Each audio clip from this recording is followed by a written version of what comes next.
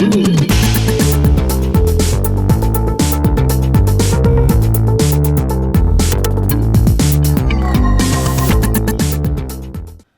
I'm Tony Coccagna, and welcome to the Coach Tom McConnell Show. I'm here with the IUP women's basketball coach. His team is 24-2 overall, 19-1 in the PSAC, and coach, the division champs.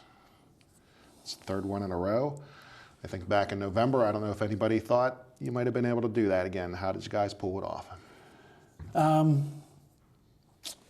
I just think, people in the last week or two have asked me, are you surprised, with all the players, that you lost, that this group has been able to have the experience that they've had. And I think I would be less than honest if I didn't say they continue to surprise us all the time.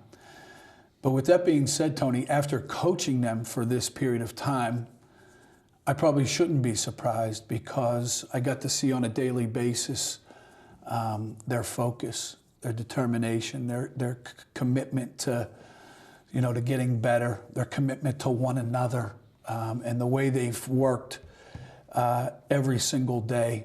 And so it's been a, challenge at times, but the bottom line is that it's been a privilege to make this journey with this group because of what they bring, and they are.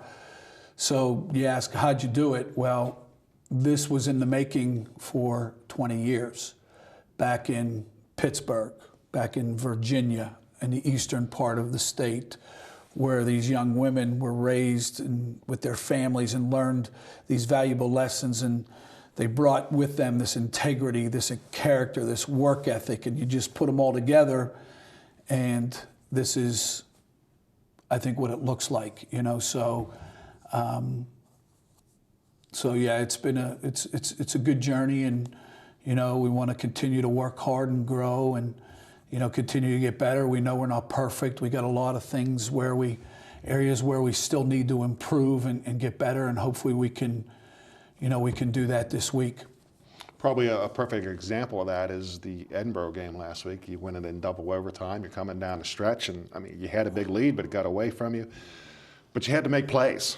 And they made plays when the game was on the line, was hanging in the balance. They did, and we could look to each player who, made big shot after big shot. And, the first thing that jumps out at me is Natalie Myers, struggled early on with her shot, but, continued to believe. She has an unwavering belief in her ability that the next one's going to go in. And, there's a clip in the second overtime when she hit the three. And I watched it several times because I just loved her reaction, the reaction of Maura Deanna, who set the screen, the reaction of Lexi Griggs, who was going in for a rebound, running back on defense. There was just this joy, this excitement, about, Natalie's three, and it gave us a lead. And, that was just a play I think that I'll always remember. But, yeah, I think each one of them had moments throughout that game where at any given time you could have said, well, it's just not our night. We're just, having a tough time stopping them, and our shots aren't falling, or we're not doing this. But they just continue to believe and work, and, we're able to, make plays down the stretch. Yeah, memorable stretch there with Natalie. I remember I was standing down with your trainer, Frank Trenny. He's sitting in the stands, and he almost got up to move. I said, you stay right there. I almost walked away, and I thought, no, I'm going to stay there. And I just slapped him on the back when she made that shot. So let's talk about Natalie for a second and three-point shooting. She's struggling a little bit. Courtney Alexander's struggling a little bit. It's late in the season, probably losing her legs a little bit, but how do you get them going again? Well, I think it's a combination of a couple things. One, people are game planning now to take away shooters you can watch on film right now. They're not helping off of those two as much, which opens up drives now for other players. It opens up the low post play.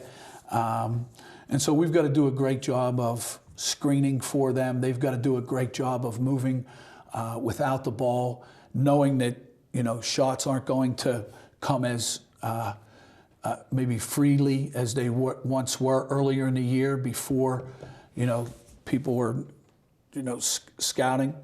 And they need to understand a couple things. One, in the early in the year, we talk a lot about open shots. I talk about it all the time.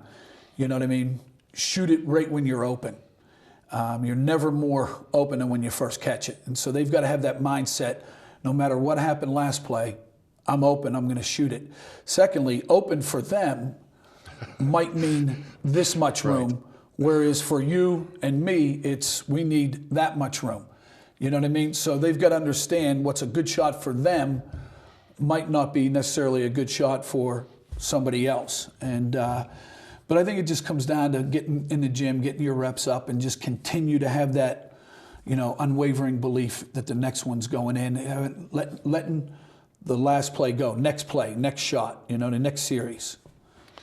2 games left in the regular season and into the playoffs, and that's coming up next week. What are some of the things you have to do better here getting ready for the postseason? Well, our focus right now is on Clarion. We're not even thinking about the postseason right now. That's in the future. This team, I think one of their great qualities is they have the ability to stay in the moment and focus on the task at hand. You and I have talked a lot about, see a little, see a lot, see nothing. So the little that we want to see right now is Clarion.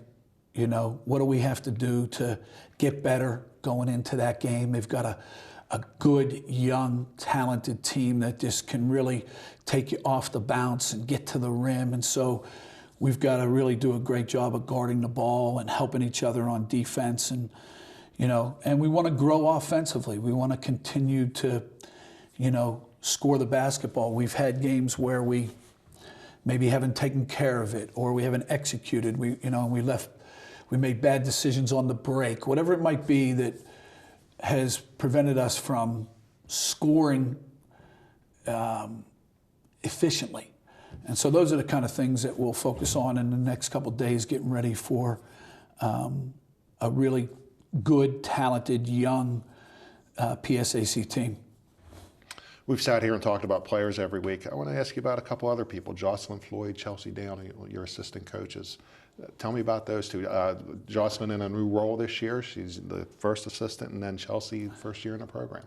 Yeah, happy to talk about them, and I think I can say safely, and our players would agree with me, that we wouldn't be where we are without Jocelyn and without Chelsea. They've been really great. They bring so much to our team.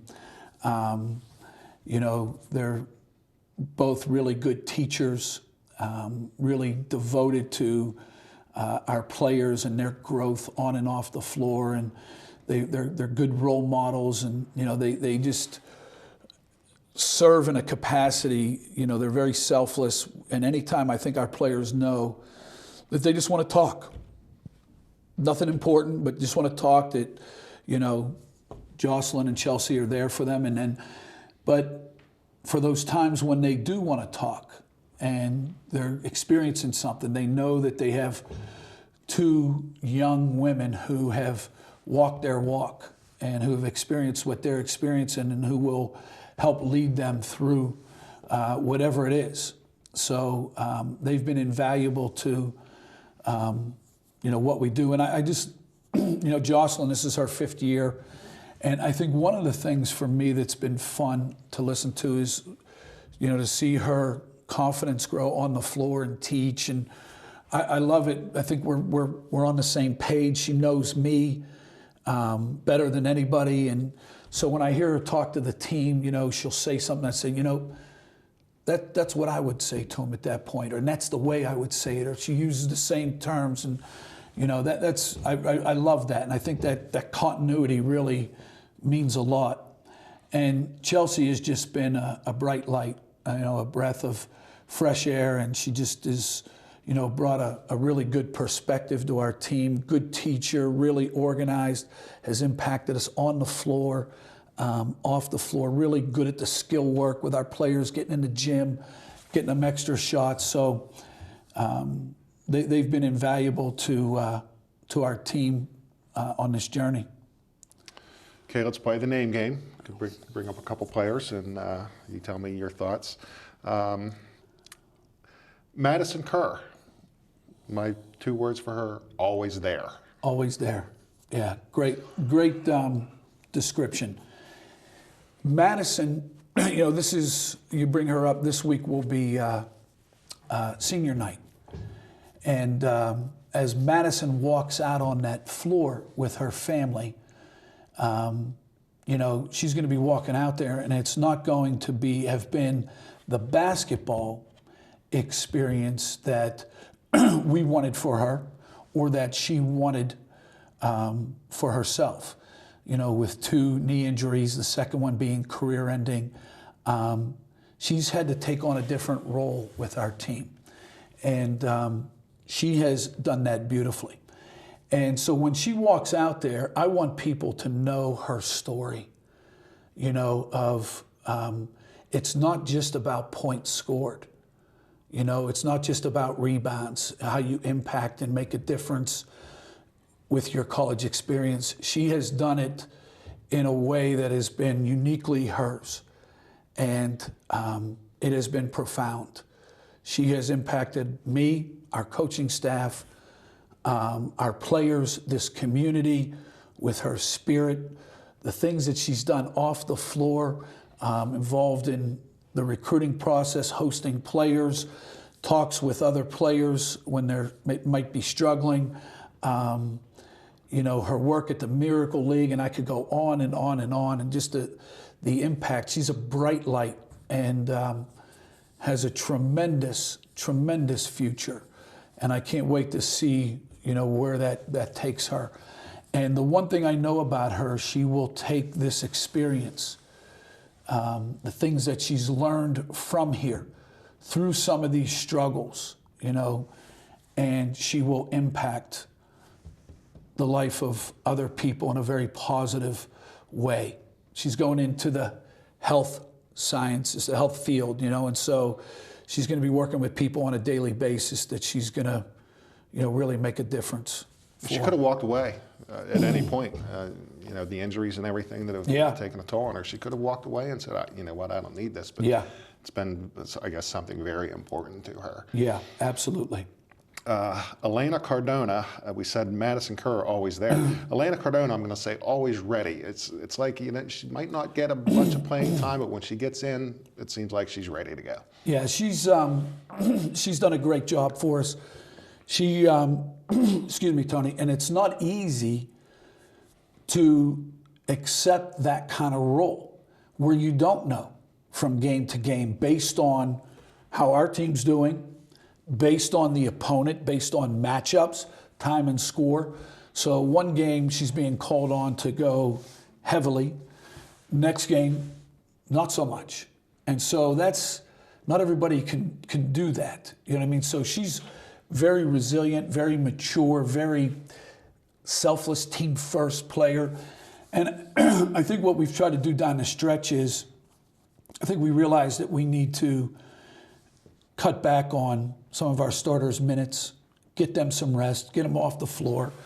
And Elena has just filled in beautifully, for that. And so she has been, once again, a valuable part of what we do and who we are, and just that selflessness, that flexibility, that, to let go maybe of these expectations that I have for myself for the good of the team. That's unique, and that's very special. You like to sign players early. You have signed a couple for next year. Can you tell us about them? Well, we went east and signed a guard by the name of Kiara Bachman. We went west to Ohio, the Cleveland area, and signed a player by the name of Gina Adams, too early. Both versatile guards that I think can score, good basketball IQ. Both had really good senior years. Both scored the basketball in high numbers for their team. Both bring a toughness to our team, and I think we're looking forward to getting them both here and making them part of our our team, and seeing what they can bring. Both come from tremendous families, and so I think they'll fit in really well, and so I'm looking forward to it. That they're both going to be I think very helpful to our program, and I think our fans are going to enjoy watching them play and watching them grow. You have senior night coming up on Saturday. We won't talk about the game because I know you don't like to do that, look too far ahead. See a little. Yeah.